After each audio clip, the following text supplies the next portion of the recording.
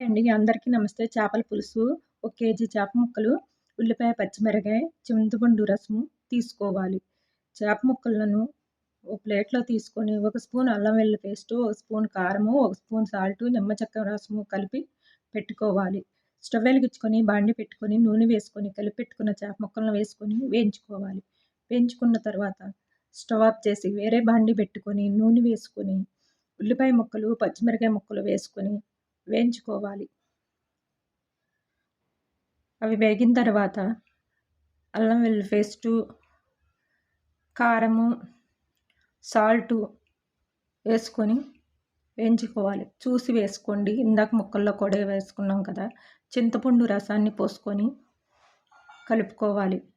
వేయించి పెట్టుకున్న చేప ముక్కలను కూడా వేసుకొని మూత పెట్టుకొని ఉడికించుకోవాలి. మూతను తీసిన తర్వాత గరం మసాలా, కొత్తిమీర వేసుకొని ఒక 5 నిమిషాలు ఉడికించుకొని స్టవ్ ఆఫ్